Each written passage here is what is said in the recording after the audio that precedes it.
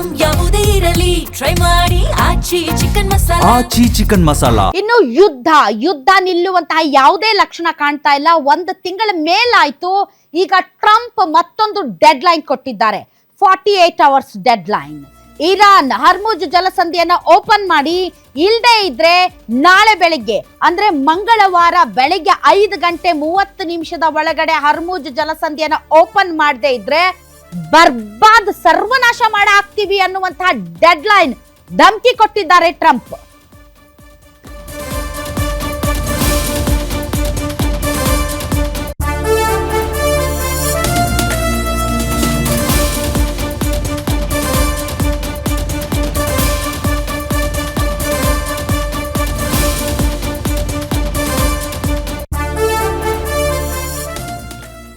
Trump 48 hours dead line ಕೊಟ್ಟಿದ್ದಾರೆ ಇರಾನ್ಗೆ.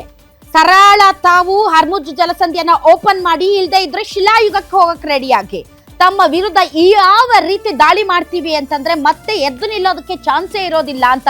ಆದ್ರೆ Iran ತಲೆ ಕೆಡಿಸಿಕೊಂಡಿಲ್ಲ. ಈ ಮಧ್ಯೆ ಬರ್ತಾ ಇರುವಂತಹ ಮಾಹಿತಿಗಳ ಪ್ರಕಾರ ಪಾಕಿಸ್ತಾನ್, ಈಜಿಪ್ಟ್ ಮತ್ತು ಟರ್ಕಿಯ ಮಧ್ಯಸ್ಥಿಕೆಯಲ್ಲಿ ಇರಾನ್ ಮತ್ತು ಅಮೆರಿಕದ ನಡುವೆ ಮೆಸೇಜ್ ಮೂಲಕ ಏನೋ ನೆಗೋಸಿಯೇಷನ್ ನಡೀತಾ ಇದೆ.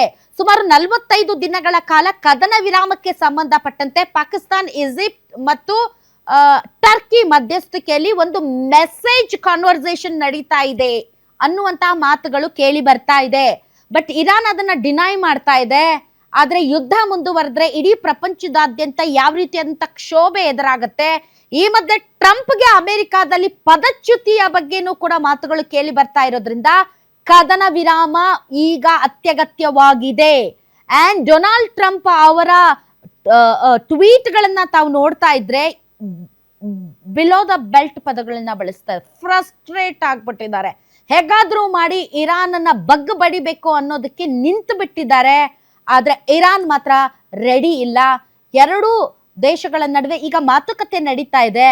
ಬಟ್ ಷರತ್ತುಗಳನ್ನ ಒಪ್ಕೊಳ್ಳೋಕೆ ಅಮೆರಿಕ ರೆಡಿ ಇದೆಯಾ, ಇರಾನ್ ರೆಡಿ ಇದೆಯಾ ಗೊತ್ತಿಲ್ಲ. ನಾಳೆ ಬೆಳಿಗ್ಗೆಯ ಡೆಡ್ ಲೈನ್ ಏನಿದೆ, ಈ ತರ ಡೆಡ್ ಲೈನ್ ಬಹಳ ಕೊಟ್ಟಿದ್ದಾರೆ ಟ್ರಂಪ್.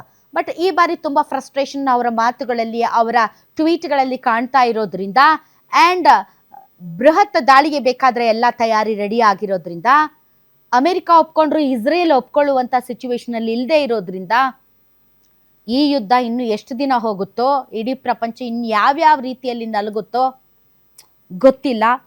ಬಟ್ ಒಂದು ಕ್ರೆಡಿಬಲ್ ನೆಗೋಸಿಯೇಷನ್ ನಡೀತಾ ಇದೆ ಬಿಹೈಂಡ್ ದಿ ಡೋರ್ಸ್, ಅಥವಾ ಮಧ್ಯಸ್ಥಿಕೆಯಲ್ಲಿ ಪಾಕಿಸ್ತಾನ, ಈಜಿಪ್ಟ್ ಮತ್ತು ಟರ್ಕಿಯ ಒಂದು ಮಧ್ಯಸ್ಥಿಕೆಯಲ್ಲಿ ಅಂತ ಹೇಳಲಾಗ್ತಾ ಇದೆ. ಬಟ್ ಇನ್ನೂ ಕೂಡ ಕನ್ಫರ್ಮೇಷನ್ ಬೇಕಾಗಿದೆ.